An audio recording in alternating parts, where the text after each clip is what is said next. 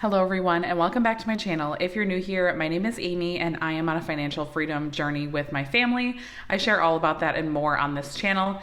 Today we're going to be talking about our financial goals and net worth as of the end of August, so August 31st, 2023. I do these videos every single month to track our progress towards our financial goals as well as our net worth moving through the year, just to make sure that we are on the right track. Obviously, we don't always have a lot of control over our net worth, and this month is a perfect example of that because the market did go down at the end of August.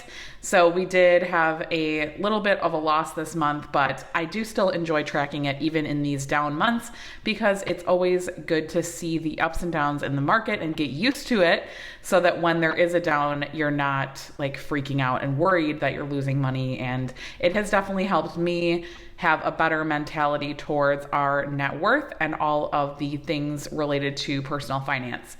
So let's go ahead and get into it. I'm also going to be talking a little bit about our financial goals and what we have changed moving forward for the end of the year. In the mid-year, I usually like to take a step back and try to just reevaluate our goals and make sure that they still make sense for us. And we did actually make a significant change to our goals, which you can actually see on here if you're looking at the screen. But I will talk about that in 1 second when we're starting through our financial goals. So let's go ahead and get started. So in the beginning of the year, we started with our car fund, which was a $10,000 goal. We did complete that goal, I think in April. So that goal is 100% completed. We had a $10,000 goal and we did complete that 100%. Then we moved on to my husband's Roth IRA, which we actually finished in July. And that was a goal of $6,500 because that is the limit of the 2023 Roth contribution. And then we have this third goal here, which I actually should probably reorder these a little bit because these are kind of out of order for how we are actually doing this. This is just kind of the order that I put them in originally, but this is not really the order that we're doing things in. So as you can see here, the third goal is a basement remodel. So this is not something that I've really talked about on my channel. I did, I think, mention it briefly when we had first bought our house, that was something that was going to be on our radar to do eventually. We have a completely unfinished basement and we did want to like finish it off eventually, just to have a little bit more space for our kids and like their friends and when we have parties and things like that. So this is kind of something that's been on our radar, but we weren't sure when exactly we were going to fit that in. Well, we got introduced to somebody who is in the trades and was able to do some of the work for us. And so we actually haven't started any of the work yet, but it's just been kind of brought to the forefront for us because of this person that we were able to connect with.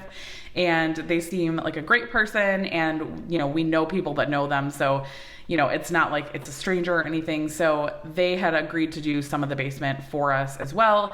And so we decided we're going to start saving for this. Now, I'm not sure exactly what we're going to be doing and when yet. This is very like early stages of this goal. So we aren't really sure exactly what we're doing, but what we are going to be doing is finishing it off, having like a rec area down there just to have like a separate space that the kids can play down there and have like a TV and a couch and that kind of deal.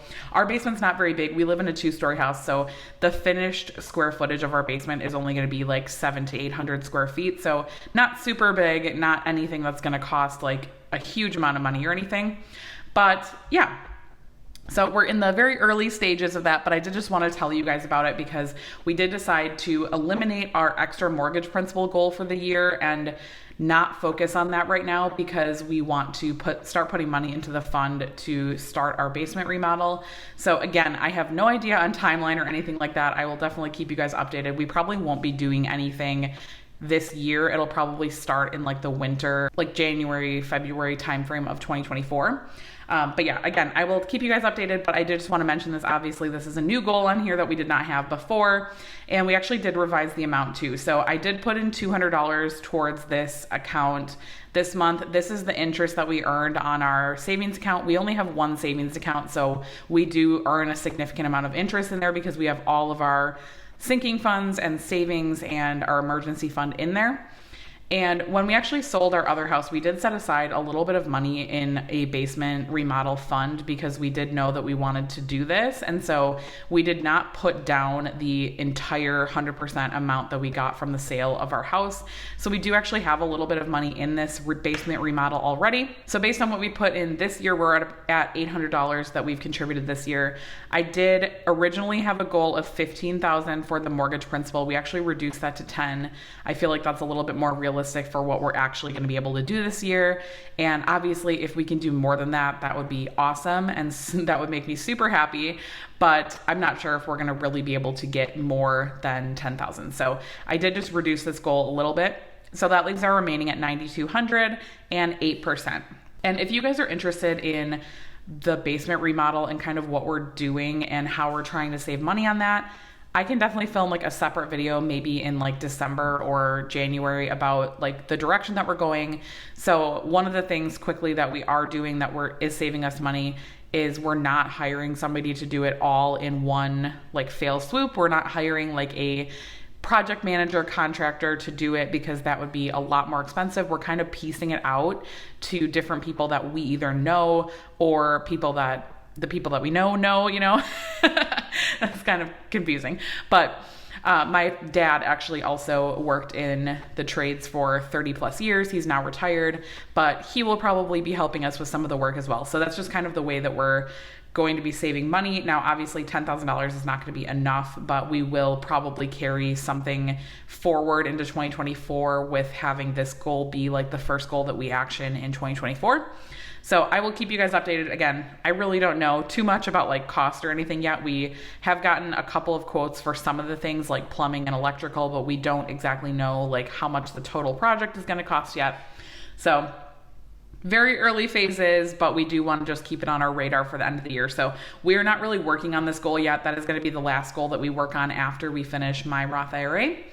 So going into that, my Roth IRA, we were able to put $1,655 into my Roth IRA for the month of August, and that leaves our remaining at $48.45. So if you guys watched any of my recent videos, we did talk about wanting to finish this goal in September. So as you can see here, I have September with an asterisk. That is because September is actually an extra paycheck month for both my husband and I. And so we do have a lot of extra income in the month of September. So we will be able to hopefully finish my Roth IRA in September. And then we will go to this basement remodel for the months of October, November, and December and see how much we can kind of pile up into that fund. And lastly is my kids' 529. So all three of my kids have 529 accounts. And we did actually put in $50 for the month of August. It was my son's birthday, so he received some money for his birthday. So we did make a contribution of $50 to reflect that into his 529. And that leaves our total at $1,905 for the month of August of what we contributed to financial goals. And as you can see, we have contributed $19,330 for the year of 2023 so far. Our goal is $33,000, and that leaves us with a remaining of $14,000. I do feel like that's pretty doable, especially because in September we'll take care of like a big chunk of that because we do have that extra income. And that leaves us at about 60% of the way to our financial goals. So again, if we can contribute more than $10,000 to that basement fund, that would be amazing. And I'm really hopeful that we can do that, but I just don't want to put too much pressure on us, like especially at the end of the year with all the holidays, and we're super busy the next few months. So I'm just trying to go like a little more low pressure this year and just relaxed. So let's go ahead and go down to our net worth. So again, all these numbers are as of August 31st. So home value is $500,000. So this is actually something that also came up when I was talking to my husband about our basement remodel, because I'm kind of like, okay, how do we reflect the fact that we're putting the money into the house? Obviously, we're going to be increasing the value of our house if we have the finished area in the basement. So how do we really reflect that? So I'm not sure. That's it. We didn't come up with an answer to that. It was just something we were kind of discussing. So I might kind of be changing this home value a little bit as we start to work on the basement to kind of reflect like the money that's leaving our savings and then going into the house, just so that it's not a big drop in our net worth, because I don't want to take out, $10,000 and then have our net worth go down $10,000, because even though we did put $10,000 into something, it is in turn putting money back into our house and building equity in our house. So that's kind of something that I'm tossing around in my own head about like how to update these numbers to be the most accurate and like the most accurate for our net worth. So for now, I am still leaving this at 500,000. Obviously, we haven't done anything yet for the basement or anything like that, so that'll just stay for now at 500,000. Our HSA is our health savings account. That is at $8,000 currently. And then we have our retirement and savings. So as I mentioned in the beginning of the video, our investment accounts did go down a little bit this month. So we were sitting at about 260 and we dropped down to about 256. So we did lose a little bit of money in the market this month, but that is a-okay. We knew that might be coming after like a big jump in July, tends to kind of drop back down a little bit. So we're sitting at 256,500 in retirement and savings. Again, if you're new here, if you haven't watched my videos before, this is all of our like cash on hand, all of our retirement savings, and all of our like emergency fund, sinking funds, all of that. So this is like a big number that is comprised of like a lot of different numbers. And then we have our car value. So we do have two cars. We have a 2018 CRV and a 2007 Honda Accord. So we just put 20,000 for both of them. That's probably low, but I'm just going to leave it for now. I will reevaluate both our home value and our car value probably in January and kind of update those numbers based on that.